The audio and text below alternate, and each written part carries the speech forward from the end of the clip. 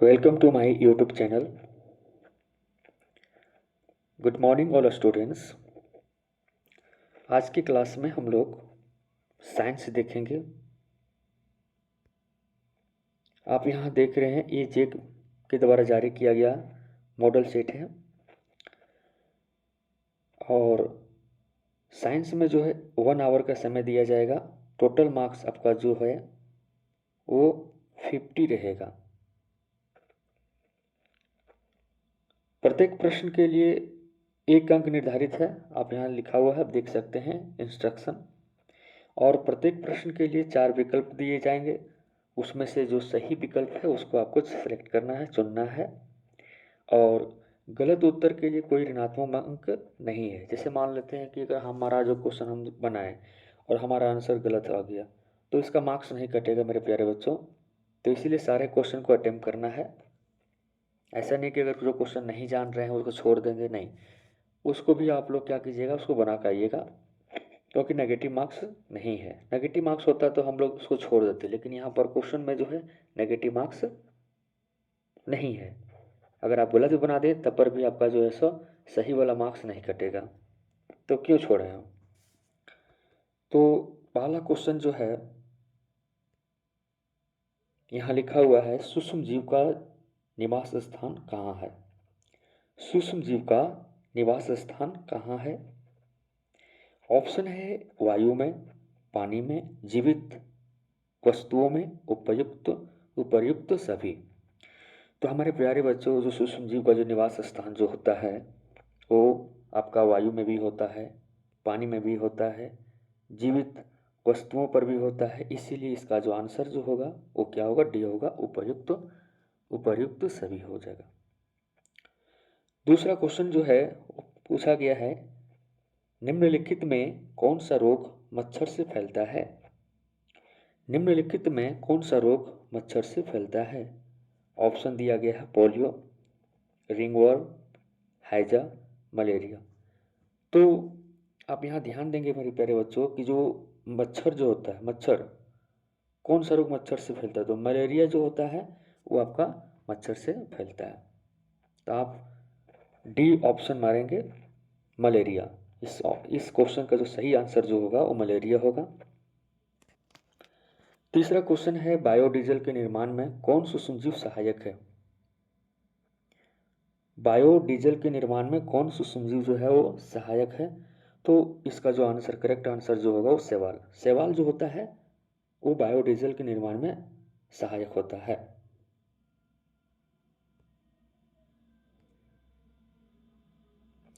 आप यहाँ चौथा क्वेश्चन देखेंगे, निम्न में से सबसे बड़ी कोशिका कौन है। सबसे बड़ी कोशिका, यहाँ पर जो है सबसे बड़ी कोशिका जो है वो कौन है। अमीबा ऑप्शन दिया हुआ है, अमीबा, शुतुरमुर्ग का अंडा, माइकोप्लाज्मा, इनमें से कोई नहीं। तो हमारे प्यारे विद्यार्थियों ध्यान दीजिएगा कि शुतुरमुर्ग का जो अंडा जो होता है वो सबसे बड़ी कोशिका में पाया जाता है। शुतुरमुर्ग के अंडे में, शुतुरमुर्ग के अंडे में जो है सबसे बड़ी कोशिका पाई जाती है। इसीलिए इसका जो आंसर जो होगा वो बी होगा, शुतुरमुर्ग का अंडा। कोशिका के किस भाग में गुणसूत्र उपस्थित होता है। कोशिका के किस भाग में गुणसूत्र उपस्थित होता है। तो कोशिका के केंद्रक में,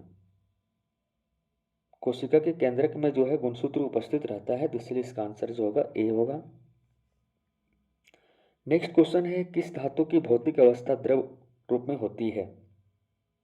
विच metal is in liquid state in its physical form. तो इसका जो आंसर जो होगा मरकरी होता है, यानी पारा। पारा इसका सही आंसर होगा। क्वेश्चन नंबर 7 है, एक्सरे करने हेतु किस धातु का उपयोग किया जाता है। Which metal is used for x-ray. तो एक्सरे करने हेतु जो है लेड धातु का जो है हम लोग क्या करते हैं, यूज करते हैं। इसलिए इसका जो सही आंसर जो होगा वो डी होगा। क्वेश्चन नंबर 8, झारखंड के जादूगोड़ा में किस धातु की प्रचुरता विद्यमान है? झारखंड के जादूगोड़ा। तो झारखंड के जादूगोड़ा में किस धातु की प्रचुरता विद्यमान है? तो इसका जो आंसर जो होगा वो सी होगा, यूरेनियम। यूरेनियम जो है झारखंड के जादूगोड़ा में धातु की प्रचुरता विद्यमान है। अब हम लोग बात करते हैं क्वेश्चन नंबर 9। धातुओं का वह गुण जिससे उन्हें पीट कर चादर बनाई जा सकती है। जैसे धातु है उसको अगर हम पीटेंगे तो पीटने के बाद वो चादर बन जाती है। तो कौन सा गुण उसमें है? तो उसको बोलते हैं आघात वर्धनता। आघात वर्धनता कहते हैं उसको। 9 का ऑप्शन नंबर सी होगा। क्वेश्चन नंबर 10 है, इनमें से ऊष्मा की सबसे कम चालक धातु कौन सी है? तो इनमें से ऊष्मा की सबसे कम चालक धातु कौन सी है? तो पारा है, ऑप्शन नंबर बी। इनमें से ऊष्मा की सबसे कम चालक धातु कौन सी है? तो पारा होगा, याद रखिएगा, पारा। नेक्स्ट क्वेश्चन है, निम्नलिखित में कौन सा घोल विद्युत का कुचालक है? निम्नलिखित में कौन सा घोल विद्युत का कुचालक है? तो आसुत जल। आसुत जल जो होता है, डिस्टिल्ड वाटर जो होता है, वो विद्युत का कुचालक है। नेक्स्ट क्वेश्चन है, किसी धातु पर इच्छित धातु की परत निक्षेपित करने की प्रक्रिया को क्या कहते हैं? तो विद्युत लेपन कहते हैं। किसी धातु पर इच्छित धातु की परत निक्षेपित करने की प्रक्रिया जो होती है वो विद्युत लेपन होती है। नेक्स्ट क्वेश्चन आपका है, निम्नलिखित में से किनमें आंतरिक जनन होता है? तो आंतरिक जनन किस में होता है? तो ये मुर्गी में होता है, याद रखिएगा। आंतरिक जनन जो है वो किस में होता है? मुर्गी में होता है। नेक्स्ट क्वेश्चन है, हाइड्रा में जनन की विधि क्या है? तो मुकुलन। हाइड्रा में जो जनन की जो विधि जो होती है वो मुकुलन में होती है। नेक्स्ट क्वेश्चन है, पृथ्वी की सतह से ऊंचाई के बढ़ने के साथ साथ वायुमंडलीय दबाव घटता है। पृथ्वी की सतह से ऊंचाई के बढ़ने के साथ साथ वायुमंडल का जो प्रेशर जो होता है, दबाव जो होता है, वो क्या होता है? घटता है। और नेक्स्ट क्वेश्चन है, दाब का एसआई मात्रक क्या है? दाब का एसआई मात्रक क्या है? पास्कल, न्यूटन प्रति वर्ग मीटर, या दोनों, या इनमें से कोई नहीं? तो इसका जो आंसर जो होगा ये दोनों होगा। पास्कल भी होता है और न्यूटन पर स्क्वायर मीटर भी होता है, इसीलिए इसका आंसर क्या हो जाएगा? दोनों हो जाएगा। क्वेश्चन नंबर 17 जो है, निम्नलिखित बलों में कौन सा संपर्कित बल है? Which of the following forces is a contact force? गुरुत्व बल, चुंबकीय बल, अस्थिर विद्युत बल, या घर्षण बल? तो इसका जो आंसर जो होगा वो होगा घर्षण बल, option number D. Frictional force होता है। निम्नलिखित में कौन सा पदार्थ अदहनशील है? तो लकड़ी आपका तो जलने वाला है, कोयला भी जलने वाला है, पेट्रोल भी जलने वाला, पत्थर नहीं जलेगा ना, तो इसीलिए इसका आंसर जो होगा डी होगा, पत्थर, स्टोन। किसी पदार्थ के दहन के पोषक पदार्थ है, किसी पदार्थ के दहन का पोषक पदार्थ है तो ऑक्सीजन है। कोई भी पदार्थ जो होता है ना, बिना ऑक्सीजन का उपस्थिति में कोई जलेगा ही नहीं, दहन होगा ही नहीं। तो ऑक्सीजन चाहिए, किसी भी वस्तु को जलने के लिए जो है ऑक्सीजन चाहिए, तो इसीलिए किसी पदार्थ के दहन का पोषक पदार्थ है ऑक्सीजन। नेक्स्ट क्वेश्चन है, किसी ज्वाला का सबसे अधिक गर्म भाग कौन सा है? किसी ज्वाला का सबसे अधिक गर्म भाग कौन सा है? तो सबसे बाहरी भाग होता है, क्या होता है? सबसे बाहरी भाग, ऑप्शन नंबर ए। निम्नलिखित में से कौन दो गुणसूत्र मिलकर नर शिशु के रूप में विकसित होता है? एक्स एक्स तो ये तो होगा नहीं, क्योंकि शिशु बोला गया है, नर शिशु, मादा शिशु एक्स मादा शिशु होता है, तो एक्स वाई होगा। ठीक है, तो इसका जो आंसर जो होगा एक्स वाई। एक्स वाई जो गुणसूत्र जो होता है मिल करके नर शिशु का के रूप में विकसित होता है। विश्व एड्स दिवस कब मनाया जाता है? विश्व एड्स दिवस कब मनाया जाता है? ये बहुत ही आसान क्वेश्चन है। 1 दिसंबर को हम लोग विश्व एड्स दिवस मनाते हैं, सॉरी। तो विश्व एड्स दिवस कब मनाया जाता है? तो इसका आंसर जो होगा 1 दिसंबर, याद रखिएगा 1 दिसंबर।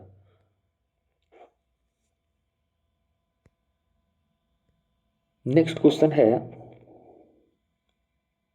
स्त्रियों में होने वाले मासिक स्राव की समान अवधि होती है, या समान अवधि क्या है? तो इसका जो समान अवधि जो होता है 28 दिन होता है। बायोलॉजी से क्वेश्चन है। समतल दर्पण से बना प्रतिबिंब होता है, तो जो समतल दर्पण से जो बना प्रतिबिंब जो होता है वो आभासी होता है, इसीलिए इसका आंसर क्या होगा? ए होगा। 25 में जो है वह यंत्र जो दृष्टि रेखा पर नहीं रहने वाले वस्तुओं को भी दिखा सकता है, तो इसका जो आंसर जो होगा वो ए होगा, पेरिस्कोप। पेरिस्कोप वह यंत्र जो दृष्टि रेखा पर नहीं रहने वाले वस्तुओं को भी दिखा सकता है, तो वो है पेरिस्कोप है। नेक्स्ट क्वेश्चन है, आंख में प्रवेश करने वाली प्रकाश किरणों को कौन नियंत्रित करता है? आंख में प्रवेश करने वाली प्रकाश किरणों को कौन नियंत्रित करता है? तो पुतली। पुतली ही जो होता है वो प्रकाश की किरणों को क्या करता है? कंट्रोल करता है। नेक्स्ट क्वेश्चन है, वर्षा ऋतु में बोई जाने वाली एवं अक्टूबर से दिसंबर तक फसल की कटाई वाली फसलें कहलाती है, तो इसका जो आंसर जो होगा वो खरीफ।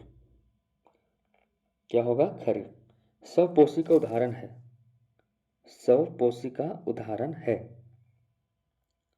गाय तो होगा नहीं, बकरी होगा नहीं, तिलचट्टा होगा नहीं, अमरूद का पौधा होगा, क्योंकि पौधा है, पेड़ है, प्लांट है, और इतने सारे जो पौधे जो होते हैं सब स्वपोषी के उदाहरण होते हैं, इसीलिए अमरूद का पौधा इसका करेक्ट आंसर होगा, 28 का डी।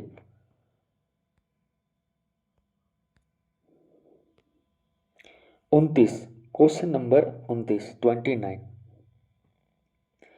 हार्वेस्टर मशीन द्वारा फसल की जाती है, तो फसल की क्या की जाती है?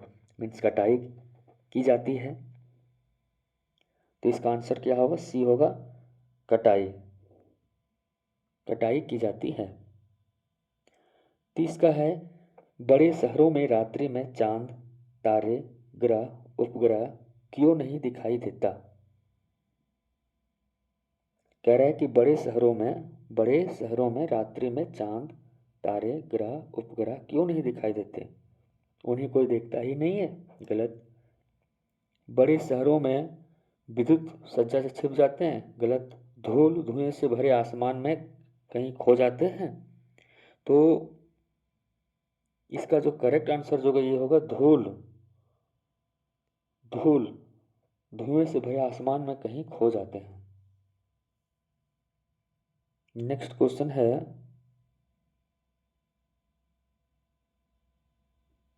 सबसे दूर का ग्रह है, तो सबसे दूर का ग्रह जो आपका है नेपच्यून है, क्योंकि नेपच्यून जो है सबसे दूर का ग्रह है। Which is the farthest planet? Means answer is Neptune. खगोलीय पिंडों की दूरी को खगोलीय पिंडों की दूरी को किस इकाई में मापा जाता है? तो खगोलीय पिंडों की दूरी जो होता है, the in which unit is the distance of, यानी लिखा है खगोलीय पिंडों की दूरी को किस इकाई में मापा जाता है, तो इसका आंसर जो होगा प्रकाश वर्ष होगा, लाइट ईयर। क्या होगा? Light year. किस घर्षण की अपेक्षा सर्पी घर्षण कम होता है? तो अस्थैतिक घर्षण। इसका जो करेक्ट आंसर जो होगा वो क्या होगा? अस्थैतिक घर्षण।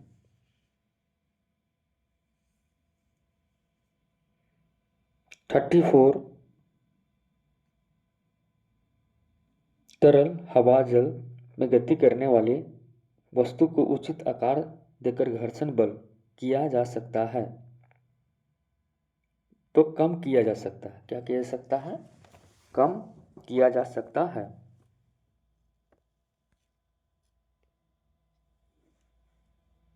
नेक्स्ट क्वेश्चन है, किस आकृति की वस्तु पर तरल घर्षण कम हो जाता है?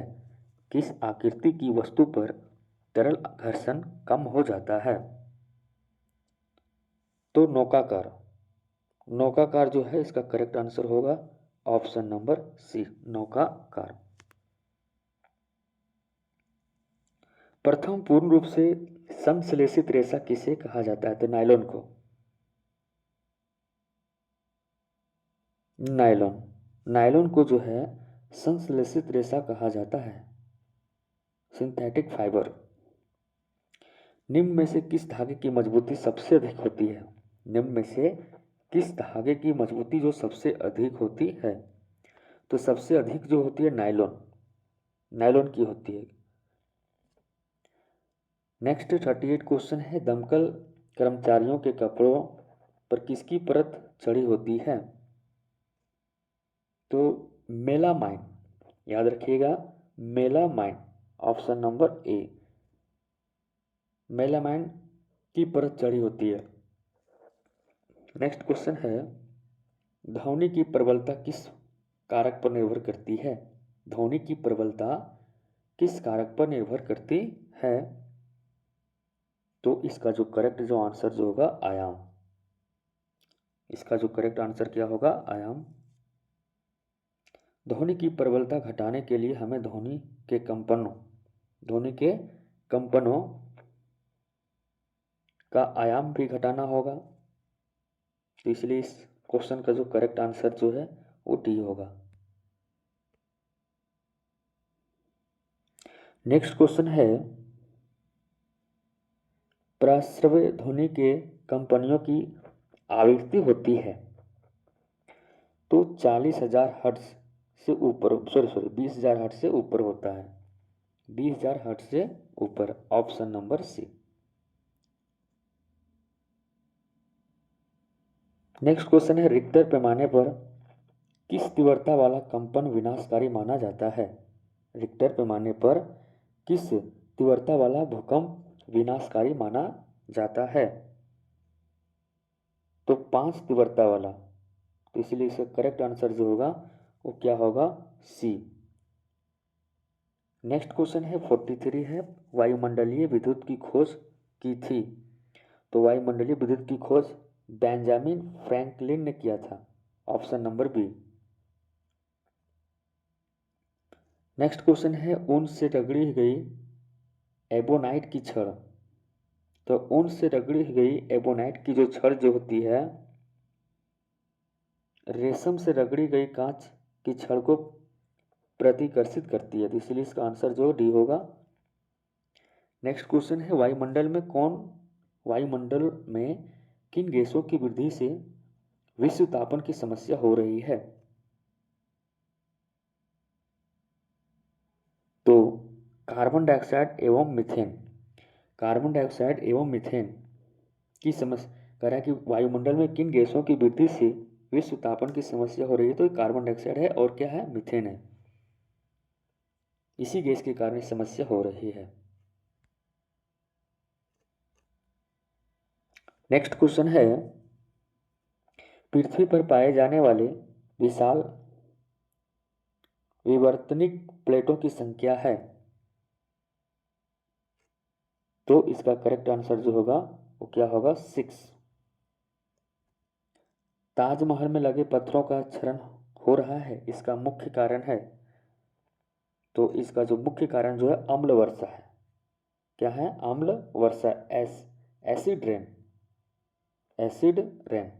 ताजमहल में लगे पत्थरों का जो क्षरण हो रहा है, इसका जो मुख्य कारण है, मेन रीजन जो है वो क्या है? एसिड रेन, मतलब अम्ल वर्षा। नेक्स्ट क्वेश्चन है, द्वितीय प्रदूषक है? तो द्वितीय प्रदूषक आपका जो है सल्फर एवं नाइट्रोजन, सल्फर एवं नाइट्रोजन के अम्ल जो है वो द्वितीय प्रदूषक है। नेक्स्ट क्वेश्चन आपको यहाँ है, कुछ प्रजातियों का विलुप्त होने और गायब होने के क्या कारण है? तो पहला कारण क्या है कि आवासों का विनाश, ये सही है। पेड़ लगाना ये गायब होने का कारण नहीं हो सकता है। वनों का संरक्षण ये भी नहीं हो सकता है।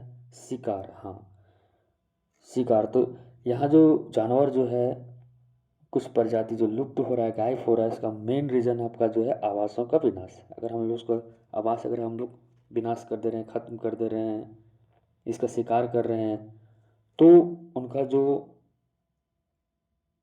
आबादी है या जनसंख्या वो धीरे धीरे क्या होता जा रहा है, घटता जा रहा है, मीन्स विलुप्त हो रहा है। तो इसीलिए इसका आंसर जो होगा डी होगा, आवासों का विनाश और शिकार। और लास्ट क्वेश्चन जो है, पेट्रोलियम का कौन सा उत्पाद सड़क निर्माण हेतु उपयोग में लाया जाता है? कह रहे पेट्रोलियम का कौन सा उत्पाद सड़क निर्माण हेतु उपयोग में लाया जाता है? तो इसका जो आंसर जो होगा बिटुमिन, बिटुमिन ये इसका करेक्ट आंसर है। तुम्हारे प्यारे विद्यार्थियों, अगर वीडियो अच्छा लगे तो प्लीज़ लाइक, शेयर और सब्सक्राइब जरूर कीजिए। और आप लोग जब तक सब्सक्राइब नहीं कीजिएगा तो हमसे आप जुड़े नहीं रहिएगा, इसीलिए सब्सक्राइब कर दीजिए मेरे चैनल को, और लेटेस्ट जो न्यूज़ होता है आपको मिलता रहेगा। Okay, thank you.